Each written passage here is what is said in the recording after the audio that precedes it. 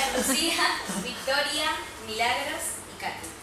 Bueno, nosotras queríamos mostrar los dos métodos que aprendimos, el científico y el ingenieril, y abordarlo desde dos temas.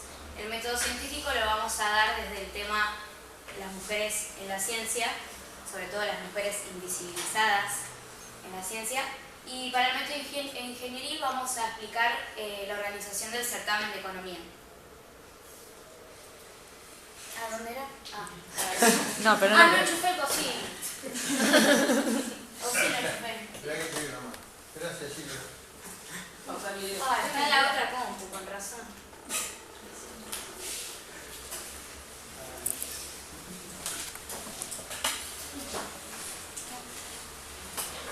Ahora sí. Bueno, ahora vamos a hacer una breve introducción de lo que es el método científico. ¿Pero qué es el método científico? Justamente es una herramienta, es una metodología que nos permite generar conocimiento. Pero esto a través de qué lo hace? Lo hace a través de una serie de pasos. Justamente los chicos recién lo desarrollaron genial en su caso práctico, así que ahora vamos a ir más rápido. El primer paso es la observación del tema de estudio, el planteamiento del problema, qué es lo que nosotros queremos resolver en cuanto a ese objeto de estudio, la hipótesis, donde nosotros hacemos suposiciones, ya sean verdaderas o falsas, ya que después vamos a demostrarlas o refutarlas mediante la experimentación. Esta experimentación nos va a arrojar una serie de datos, los cuales van a ser analizados y, por último, realizamos una conclusión. Bueno, entonces, este método lo podemos aplicar en cualquier ámbito, pero nosotros hoy queremos hacer hincapié, justamente como dijo Mili, en las mujeres científicas quienes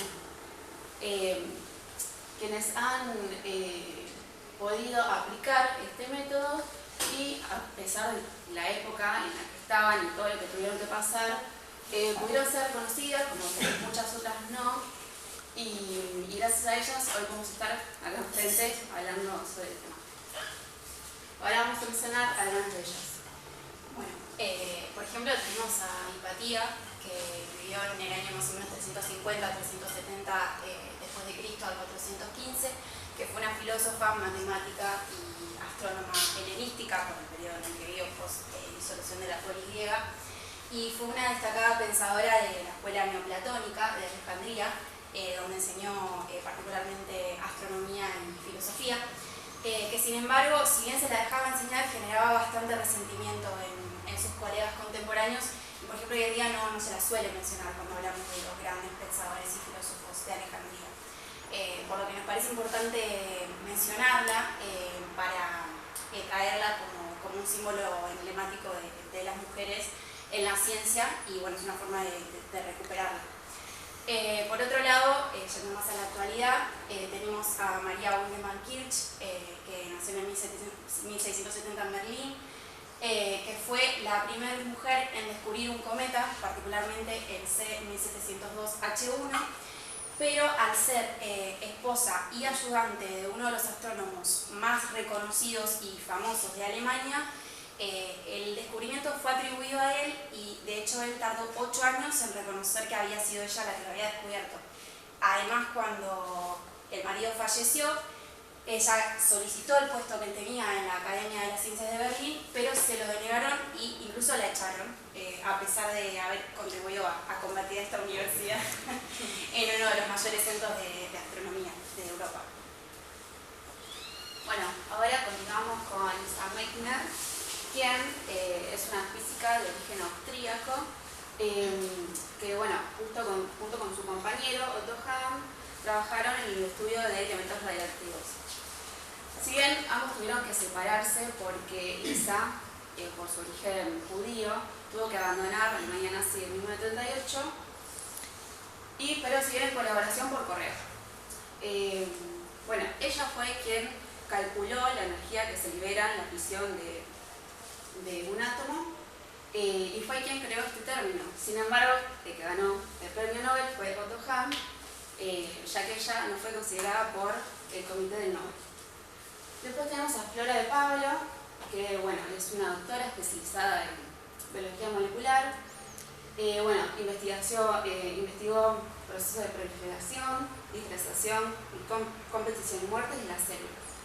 Y ella, junto con esta labor científica, lo combinó con la lucha del reconocimiento de las mujeres en la ciencia a través de una asociación de mujeres científicas y tecnólogas. Bien, a continuación podemos ver a Marie Curie, que probablemente ya la conozcan. Sus investigaciones en la radiación la llevaron a descubrir el rayo del polonio y además fue la primera mujer en ganar un premio Nobel, en concreto de física. Años más tarde también ganó un segundo premio Nobel, esta vez de química, convirtiéndose así en la primera persona en haber ganado 2 premios Nobel de diferentes categorías. Años más tarde, su hija mayor también dedicó su vida a la ciencia y ganó un premio Nobel por sus investigaciones en química. Y por otro lado mencionamos a Margarita Salas, quizás algo más actual, que fue una de las científicas españolas más notables. Ella es doctora en biología y trabajó durante 3 años en la Universidad de Nueva York y centró sus investigaciones en el campo de la biología molecular, cuya contribución en la ciencia más importante, digamos, fue el descubrimiento del ADN polimerasa, que es el responsable justamente de la replicación del ADN. Bueno, por último vamos a mencionar a Rosalind Franklin, que nació en 1920. Ella era doctora en química en la Universidad de Cambridge y trabajó en el laboratorio de King's College, en Londres. Ella lo que descubrió fue la estructura de doble hélice del ADN. ¿Qué pasó? Fue un compañero del laboratorio, se le mostró la foto a otros 2 compañeros y anunciaron el descubrimiento en la revista Nature. Y después, en 1962, estos 3 investigadores que se robaron la foto se ganaron el premio Nobel y ella, cuando pasó eso, ya se había muerto de cáncer de ovario. Así que acá tenemos otro ejemplo de cómo cosas que tendrían que haber sido acreditadas a una mujer por el machismo se llevó el crédito a una mujer. Bueno, yendo un poco a las estadísticas actuales, según estudios de la UNESCO, si bien hay un 62% de mujeres que hoy en día se pueden dedicar a la investigación, frente a un 38,8% de hombres que lo hacen, solo un 26,7% de las mujeres dirigen proyectos de investigación y desarrollo. Por otro lado, en promedio publican un 7% menos en revistas de menor impacto y a su vez reciben la mitad del financiamiento para sus proyectos con un 25% menos de recursos que reciben los colegas varones. Solo el 10,5% de las autoridades de los organismos de ciencia y tecnología son mujeres y las áreas y carreras con mayor presencia de mujeres son las ciencias sociales, las médicas y las artes, pero las ingenierías y las tecnologías, las ciencias más duras, se encuentran en el último lugar, limitadas por roles y estereotipos de género. Bueno, acá, aplicando el método científico, nuestra pregunta principal fue: ¿por qué las mujeres eligen pocas carreras científicas e ingenierías? Bueno, según un estudio de la Universidad de Cataluña, cada vez son más las mujeres que eligen estudios asociados a la salud y son menos las que eligen del área CT&M, que es Ciencia, Tecnología, Ingeniería y Matemáticas. Bueno, esto es principalmente porque hoy en día, a pesar de los intentos de achicar la brecha entre el hombre y la mujer a nivel laboral, se siguen encontrando influencias sociales de género. Estas son 3 principalmente. Primero está la maternidad, que en este estudio 9 de las 15 mujeres entrevistadas dijeron que piensan que la maternidad y una carrera de tal índole no pueden ir de la mano, como que si decidís ser madre no podés llevar esa carrera a cabo de manera exitosa. Y esto no ocurre en los varones. Que también es algo que los afecta a ellos, porque, no sé, por ejemplo, yo sé que, ¿cómo se llama? La licencia por paternidad es mucho más chica que era se implementó hace poco porque antes ni siquiera existía.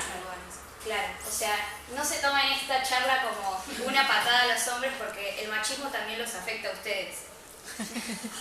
También muchas mujeres también son machistas y crían hombres que exactamente.